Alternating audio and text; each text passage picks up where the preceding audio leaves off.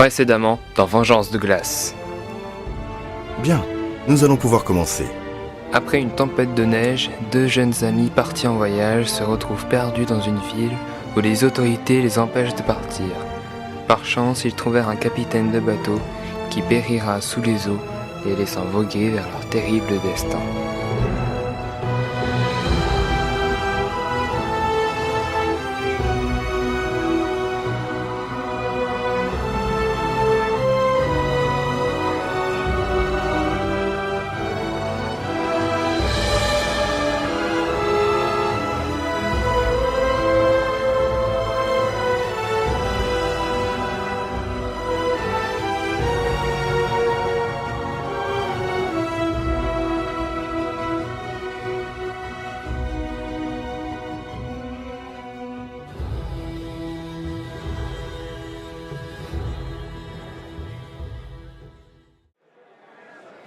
T'arrêtes de déprimer.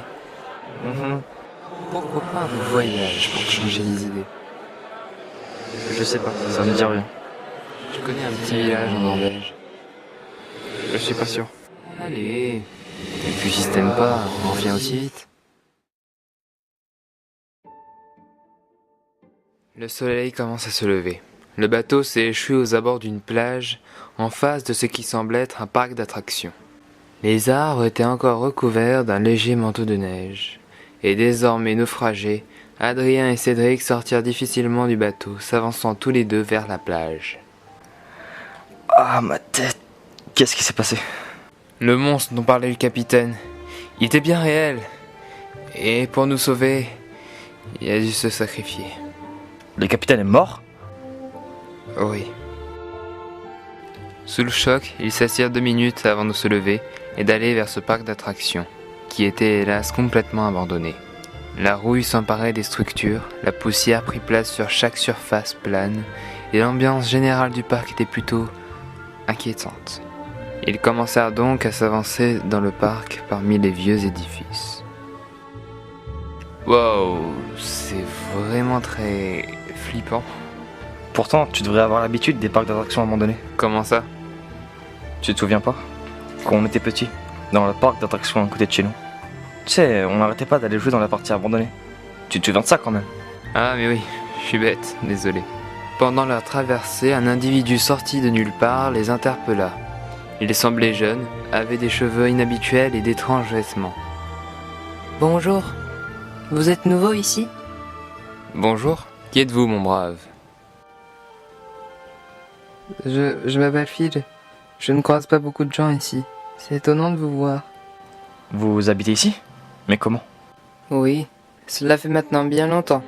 On m'avait envoyé ici pour une attraction dans laquelle j'aurais été l'animateur. Mais quand je suis arrivé, il n'y avait plus personne. Depuis, je m'occupe de mes jouets. De vos jouets? Oui, de mes jouets. Tous confectionnés par la famille Loeffenstein. La famille Loeffenstein quoi? Une vieille famille allemande qui fabriquait des automates au 19e siècle. Comment tu sais ça toi? Oh, une histoire sur le net, rien de plus. À ce moment-là, des sortes de chiens mécaniques sortirent de l'ombre, se tenant derrière Phil. Ils étaient au nombre de 4 et avaient tous de gros yeux rouges. Oh, je vois, c'est de ce genre de jouet dont vous parliez. Oui, ils devaient me servir pour mon spectacle. Mais bon, maintenant qu'il n'y a plus rien, on s'ennuie un peu, je dois dire. Et si vous jouiez avec moi? Aussitôt avoir assimilé cette phrase, nos 2 amis fuirent le plus vite possible. Les 4 chiens de Phil les poursuivirent. S'ensuivit d'une dangereuse course-poursuite. Nos 2 amis se séparèrent. Adrien réussit à se cacher. Cédric, lui, alla près d'une attraction et s'apprêta à l'actionner dans le but d'endommager l'un des chiens automates. Celui-ci s'approcha rapidement et sa ruse marcha mieux que prévu. Le chien se détruisit instantanément lorsque le wagon de l'attraction le percuta. Adrien se fit surprendre par les 2 chiens qui le suivaient. Contre un mur, il n'avait plus les moyens de s'enfuir. Les 2 automates se rapprochent lentement de lui. Et soudainement, des pâles d'hélice se firent entendre, et du haut d'un hélicoptère, un homme armé tira vers Adrien. Par chance, ce sont les 2 chiens automates qui se firent descendre. Adrien court et se baisse dans l'espoir de ne pas se faire toucher. Cédric, lui, devait encore fuir un chien. Il courut en direction de la grande roue. Il réussit à la faire fonctionner et l'y monta imprudemment. Hélas, la rouille et l'usage du temps fit succomber l'attraction, et cette dernière tomba dans un immense fracas en emportant Cédric avec elle. Adrien entendit le bruit et se précipita vers lui, mais l'hélicoptère se tenait juste au-dessus. Il y avait un mot de marqué sur l'hélicoptère. Ce mot était Territoria. Un câble sortit de l'appareil et un homme descendit jusqu'au décombres de l'attraction en emmenant avec lui une autre personne, Cédric. Adrien vit donc sous ses yeux l'enlèvement de son meilleur ami. L'hélicoptère s'éloignant au loin, l'emmenant certainement au-delà de ce parc abandonné. Désormais seul, Adrien se fixa le but de le retrouver peu importe le temps qu'il faudra. Il voulut sortir du parc pour trouver du monde, mais il remarqua vite que ce n'était pas seulement le parc qui fut abandonné, mais également toute la ville. Pas un chat, pas un bruit, juste le vent qui glisse sur le bitume. Auprès d'une gare, Adrien trouva une carte, et il sut que cette ville désormais abandonnée se nommait Komkolsgrad, une ville russe d'après la carte. Étrange, j'avais jamais entendu parler de cette ville. En même temps, la Russie est immense. Un peu plus loin de la gare, un spectacle morbide s'offrait à Adrien. Jonchaient au milieu des rues des cadavres de soldats. C'est comme si une guerre avait enlevé tout signe de vie, ne laissant que retentir le courage et l'honneur des défunts.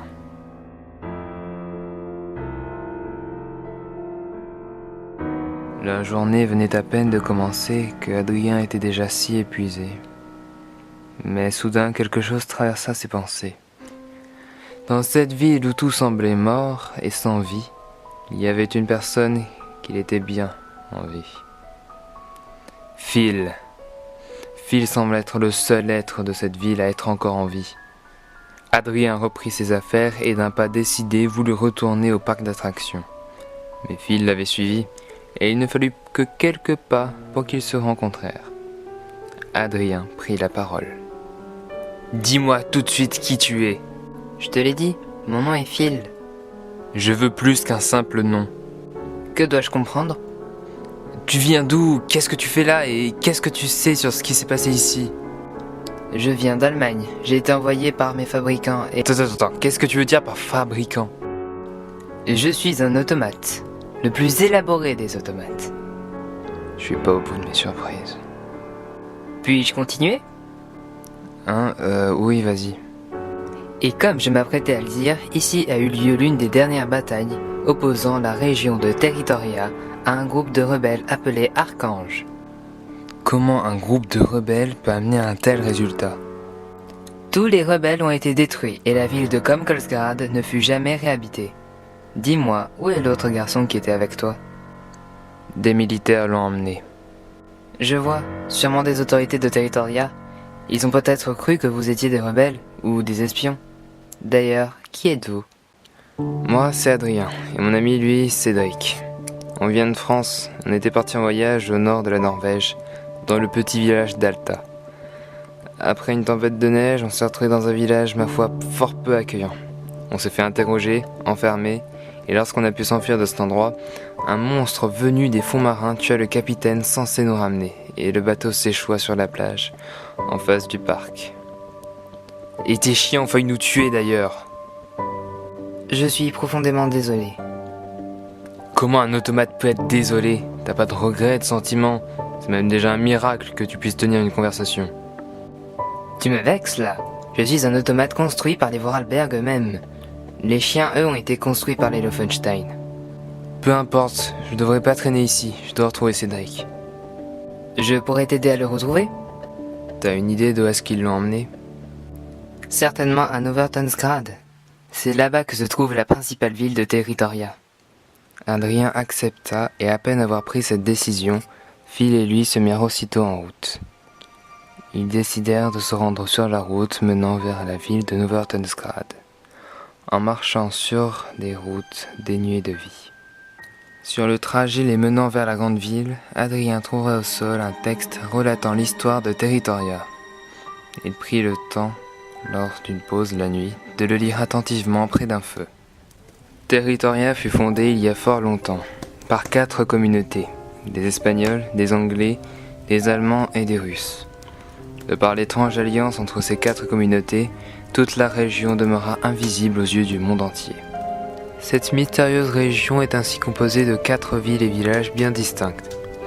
Kertingberg pour la communauté allemande, Nevertensgrad pour la communauté russe, Eastenfield pour la communauté anglaise, et enfin Libertad pour la communauté espagnole. Et pour tous les mettre sur un point d'égalité, les 4 communautés durent tous apprendre le français pour pouvoir communiquer entre eux.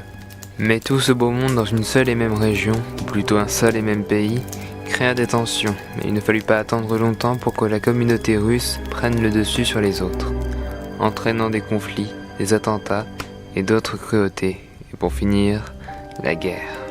Nevertensgrad devient la plus puissante ville de Territoria, et prit en possession la ville de Libertad, la transformant en Comkolsgrad. À Eastenfield, les groupes de rebelles se créèrent, dont l'une d'elles appelée Archange. Ils se manifestèrent dans la ville de Comkolsgrad, s'opposant aux Russes. Des dizaines et des dizaines de morts, voire des centaines. Toute la ville de Comkolsgrad fut anéantie, et ce que j'écris sur cette feuille sera certainement brûlé par Kalpatrov lui-même. Vous qui lisez ceci, partez le plus loin possible de Territoria. Enfin, si vous le pouvez encore.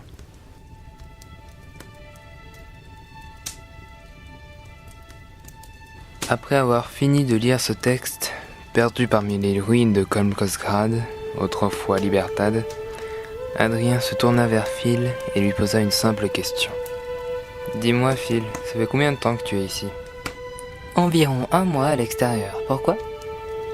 Qu'est-ce que tu veux dire ? Je me souviens de m'être activé dans ma caisse de transport. Puis j'ai attendu que quelqu'un vienne m'ouvrir. Mais jamais personne n'est venu. Donc j'ai décidé de sortir de la boîte moi-même. Et j'ai activé mes jouets et grâce à eux, j'ai pu sortir du bateau qui me transportait. Ah, et donc c'est à ce moment-là que t'as vu l'extérieur tout en ruine, c'est ça ? Affirmatif, Adrien. À ce moment-là, Phil commença à entendre un moteur de voiture. Adrien prit les devants en éteignant le feu. Ils se cachèrent, lui et Phil, dans les buissons juste derrière eux. La voiture s'arrêta et 2 soldats sortirent du véhicule. Ils aperçoivent le feu de camp éteint et au moment où ils comptaient regarder dans les buissons, 2 individus les assomma. Un homme et une femme. Mon nom est Vorarlberg, Clara Vorarlberg. Toi, attache-les. Oui, madame, tout de suite. On les emmena sous terre dans une base sécurisée très éloignée de l'endroit où ils étaient. Les défenses étaient nombreuses et l'arsenal militaire à l'intérieur faisait froid dans le dos.